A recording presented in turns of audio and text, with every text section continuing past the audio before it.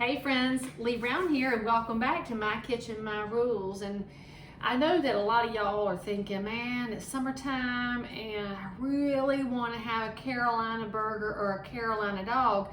And I know you see my big old pile of burgers here. If y'all watched an earlier episode, you now know the secret to an amazing homemade burger. I'm just saying, so if you missed it, go look at it.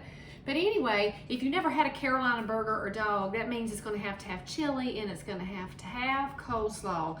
Well, this might be my shortest cooking video ever because making coleslaw is insanely easy, and frankly, it's so much better than the store-bought because you can control the amount of mayonnaise that you use if you're a mayonnaise person. So of course, you have to have Duke's, right? And if you're not using Duke's mayonnaise, then I just would argue that you're not really using mayonnaise because this is the only one worth the toot. And don't hand me any of that Hellmann's or what's that Miracle Whip? That is some nasty stuff. Have y'all actually looked at the ingredients on that? It's a miracle y'all are alive after eating it, frankly. So we need about a half a cup of good Duke's mayonnaise here. And I don't know if y'all saw it, but I think they're taking over the sponsorship of some bowl in football this fall because we will have football. I just feel confident and I'm just, saying my manifestations. You also need some Dijon mustard. Now, I'm a little snobby on mustard when it comes to my coleslaw, so I'm using Inglehoffer's original stone ground, and you need like a tablespoon or two. I use two because I do like mustard and I like the balance, but if you leave it just Duke's, it gets a little bit on the sweeter side. And then we need to get a spoon, which I've forgotten to have a spoon. I know y'all have gotten accustomed to this, and I appreciate that you're patient with me not having a camera crew. But anyway, we need some sugar, and of course you know what kind we're having, right? Dixie Crystals. I'm not buying that other stuff. You need like a teaspoon and a second one, or a third one. Let's do a third one because I put extra mustard in there. Again, you can control this, friends. This is all your power. See, that's the beauty of cooking at home. So that's our Dixie Crystal sugar.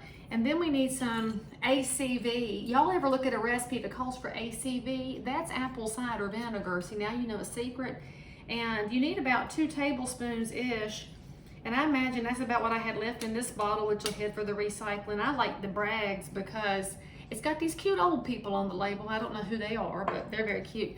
And so that's going to the recycle bin next. Now we have some onion powder. Now, you people who really, really like onions, you can dice it, slice it, put it in here if you want to. We're not heavy on the onion around here. I like it, but I'm within reason. So I'm putting in about 1.5 teaspoons. I reckon you could do, oh, I can smell it. I might have put too much in.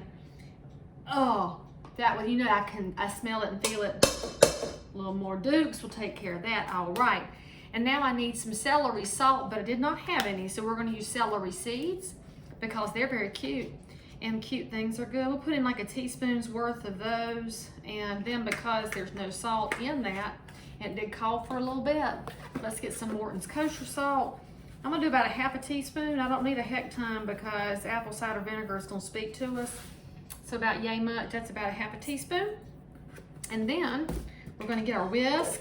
Oh, this is the fun part. See, you feel like a cook when you're whisking.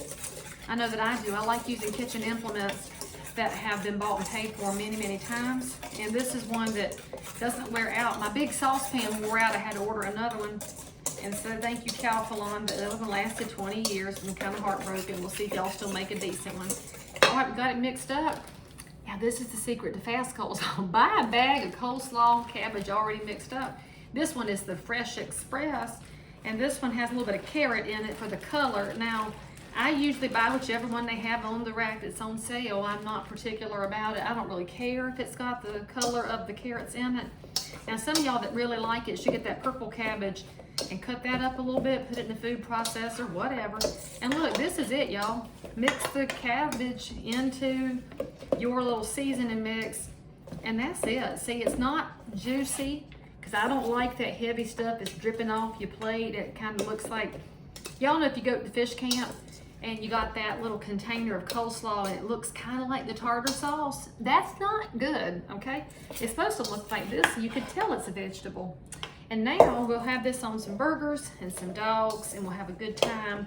And Shazam, that tastes, that's better than store-bought. And seriously, try it out. I'll see you next time.